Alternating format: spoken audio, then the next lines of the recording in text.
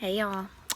So this morning I am going to talk to you about the next topic that you're going to be studying, which is suicide. So suicide is the act of one taking his or her own life as a result of not being able to deal with negative emotions. We've been talking a lot about negative emotions the last few days, but or few weeks, and so there are lots of things that can lead a person to this point, but obviously depression is one of them, and hopefully you've got a good understanding about what depression is and where it comes from. First of all, I want to say that every single person on this planet, like I tell y'all this pretty regularly, has a purpose. You were all given a purpose a long time ago, and it's your job to figure out what your purpose is. It's my job to help give you the tools to find that purpose. Sometimes people lose their way and they don't discover what their purpose is. Their journey takes them somewhere else. But you being in middle school, you guys have a lot to learn and a lot of growing to do, and this is where we kind of build our foundation for where you're going to end up.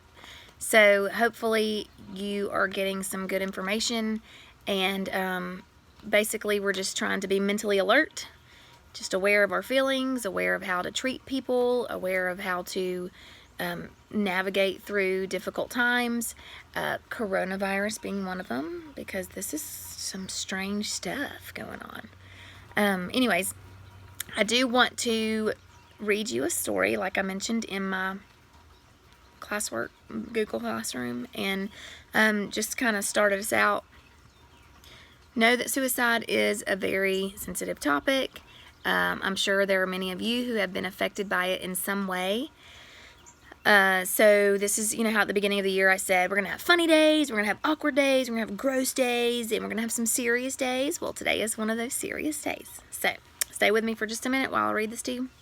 One day when I was, oh, by the way, I don't know exactly where this came from. I've had it for a lot of years. I do know it's a true story. I can't give you the source of information right now, but I'll find it and maybe post it later. Okay, anyways. All right, one day when I was a freshman in high school, I saw a kid from my class who was walking home from school. His name was Kyle. It looked like he was carrying all of his books. I thought to myself, wow, why would anyone bring his books home on a Friday? He must really be a nerd. I had quite a weekend planned, parties and a football game with my friends tomorrow afternoon, so I shrugged my shoulders and went on. As I was walking, I saw a bunch of kids running toward him. They ran at him, knocking all of his books out of his arms and tripping him so he landed in the dirt. His glasses went flying, and I saw them land in the grass about 10 feet from him. He looked up, and I saw this terrible sadness in his eyes. My heart went out to him, so I jogged over to him, and I crawled around looking. As he crawled around looking for his glasses, I saw a tear in his eye. As I handed him his glasses, I said, "Those guys are real jerks." He looked at me and said, "Hey, thanks." There was a big smile on his face. It was one of those smiles that showed real gratitude. I helped him pick up his books and asked him where he lived. As it turned out, he lived near me, so I asked him why I'd never seen him before. He said he'd gone to private school before now. I would have never hung out with a private school kid before. We talked all the way home, and I helped carry some of his books. He turned out to be a really cool kid. I asked him if he wanted to play a little football with my friends, and he said yes. We hung out all weekend, and the more I got to know Kyle, the more I liked him, and my friends thought the same of him. Monday morning came, and there was Kyle with this huge stack of books again. I stopped him and said, "Man, you're really going to build some serious muscles with this pile of books every day." He just laughed and handed me half of the books. Over the next 4 years, Kyle and I became best friends. When we were seniors, we began to think about college. Kyle decided on Georgetown, and I was going to Duke. I knew that we would always be friends and that the miles would never be a problem. He was going to be a doctor, and I was going for business on a football scholarship. Kyle was a valedictorian of our class. I teased him all the time about being a nerd. He had to prepare a speech for graduation. I was so glad it wasn't me having to get up there and speak. Graduation day, I saw Kyle. He looked great. He was one of those guys that really found himself during high school. He filled out and actually looked good in glasses. He had more dates than I had, and all the girls loved him. Boy, sometimes I was jealous. Today was definitely one of those days. I could see that he was nervous about his speech, so I smacked him on the back and said, "Hey, big guy, you'll be great." He looked at me with one of those looks, the really grateful one, and smiled. "Thanks," he said. As he started his speech, he cleared his throat and began. Graduation is a time to thank those who helped you make it through those tough years. Your parents, your teachers, your siblings, your coaches, but mostly your friends. I'm here to tell you all that being a friend to someone is the best gift you can give them. I'm going to tell you a story. That was the beginning of his speech. I just looked at my friend with disbelief as he told the story of the first day we'd met. He had planned to kill himself over the weekend. He talked of how he had cleaned out his locker so his mom wouldn't have to do it later, and he was carrying his stuff home. He looked hard at me and gave me a little smile. "Thankfully," he said, "I was saved. My friend saved me from doing the unspeakable." I heard the gasp go through the crowd as this handsome, popular boy told us all about his weakest moment.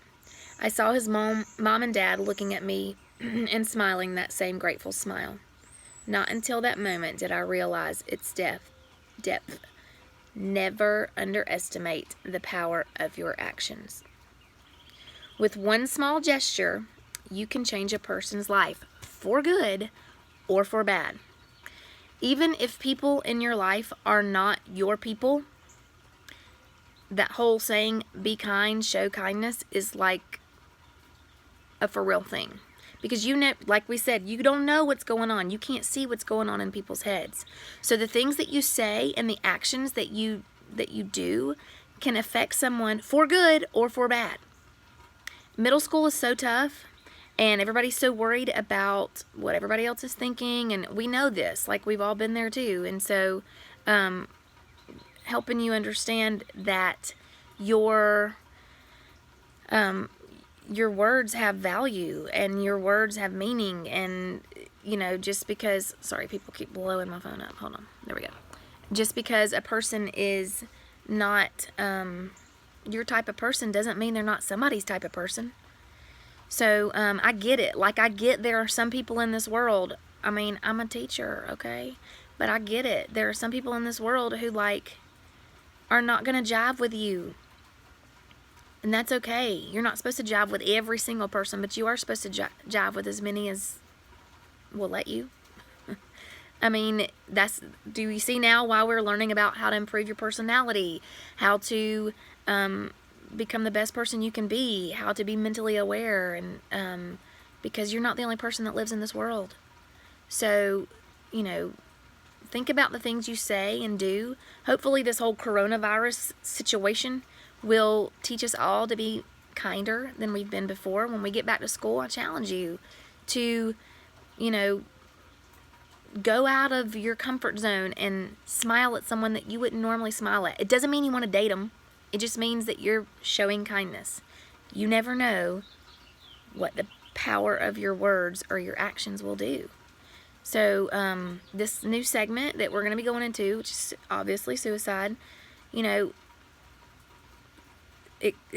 suicide stems from your negative emotions, which stem from everywhere else, mostly from the actions and words of other people. So moving forward, we're going to do your assignment that is posted for today, and I think we'll have a meet later. I've got to schedule it for you guys, and it's supposed to be after lunch, I think. So, okay, hopefully this wasn't too long. 9 minutes and 29 seconds. Bam, I beat 10 minutes. All right, have a good one.